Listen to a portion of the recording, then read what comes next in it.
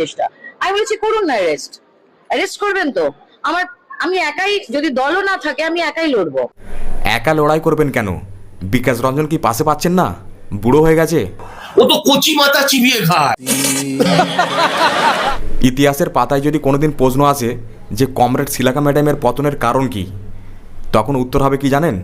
কারণ শ্রীলেখা ম্যাডাম ছেলেদের প্যান্টের চেনের দিকে তাকাতো না। তোমরা যখন কোনো পুরুষের সাথে কথা বলো, তোমরা কি তার প্যান্টের চেনের দিকে খেয়াল করে কথা বলো? ও নিচের দিকে আরো নামুক, ওটাই লক্ষ্য।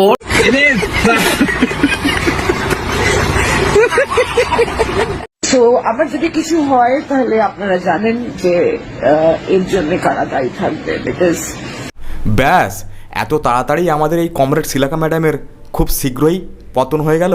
লেলিন পড়েছো? আমার একটা বিশেষ, আমি একটা পোস্টার ধরে দাঁড়িয়ে রয়েছি, সেইটা ভাইরাল করা হয়েছে এবং সেখানে ছবিটা দেখলেই বুঝতে পারবেন। তো আমার একটা মেয়ে বড় হচ্ছে, সুতরাং আমার যদি প্রথমে চশমা ছাড়া গেছিলাম সানগ্লাস পরে, আর ওই ভিড়ের মধ্যে ওইটুকু একটা পোস্টারে আমার মোদিজির বিলো দ্য বেল্টের দিকে আমার চোখটা যায়নি। উনি আমাদের দেশের প্রধানমন্ত্রীর অশ্লীল পোস্টারটা হাতে নিয়েছিলেন, কিন্তু উনি তখন চোখে দেখতে পায়নি, কারণ ওনার চোখে তখন চশমা ছিল। ন্যাকামো হচ্ছে। আচ্ছা, ওই ছবিটা একবার দেখাই তোমাদেরকে। তো শ্রীলেখা ম্যাডাম, চশমা তো তখন আপনার চোখে ছিল না, কপালে ছিল। তার মানে কি আপনি কপাল দিয়ে দেখেন আর চোখ দিয়ে খান? ও তো কচি মাথা চিবিয়ে খায়।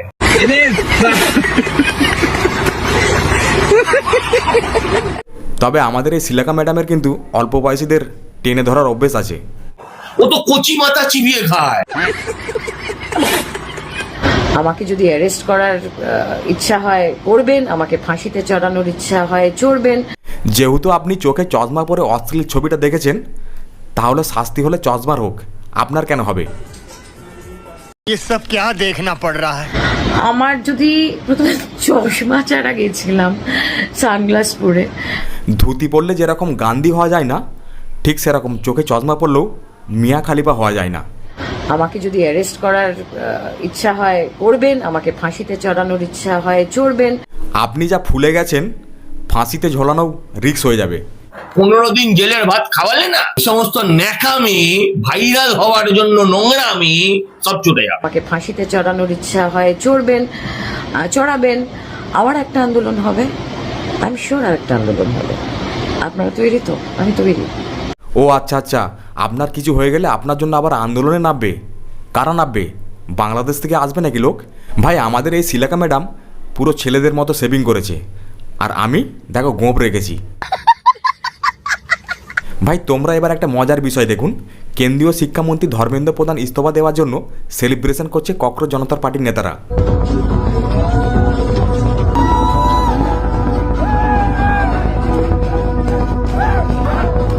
24 তারিখ কলকাতায় ককরোচ জনতা পার্টির সমর্থনে ছাত্র আন্দোলনেতে শ্রীলেখা মিত্রর হাতে যে মোদির অশ্লীল ছবি ছিল, ভাই সেটার জন্য গোটা রাজ্য জুড়ে প্রায় 52টার উপরে এফআইআর করা হয়েছে শ্রীলেখা মিত্র নামে।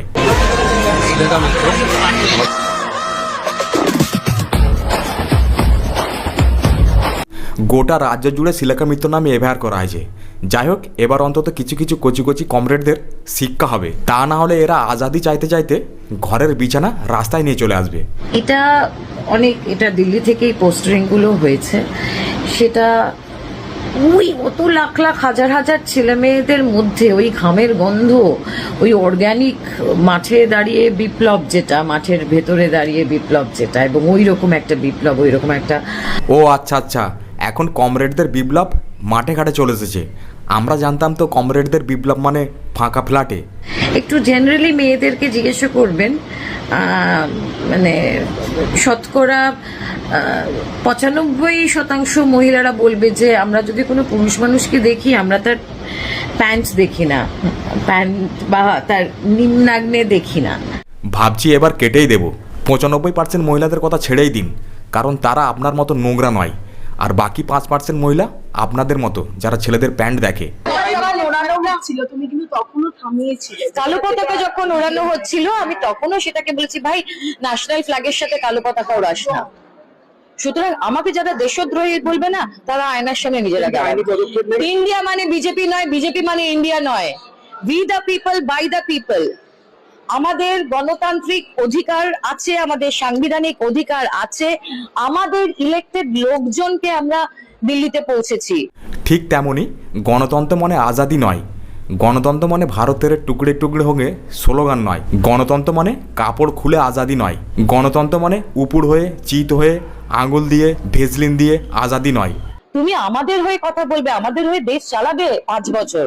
তুমি যদি না পারো, না সক্ষম হও, আমরাই আমাদের ভোট দিয়ে তোমাকে নামিয়ে আনবো। কোনো দেবতা নয় কেউ এখানে, রাজতন্ত্র নয়, এটা গণতন্ত্র। সুতরাং আর একটা প্রোটেস্ট যখন হয় না, প্রোটেস্টের ভাষা নানান রকম হয়। তাও আমি বলছি, আমি এটা না জেনে হয়েছে। আমার মনে হয় যে আমার হাতে এটা ধরিয়ে দেওয়াটাই এতে ষড়যন্ত্র ছিল।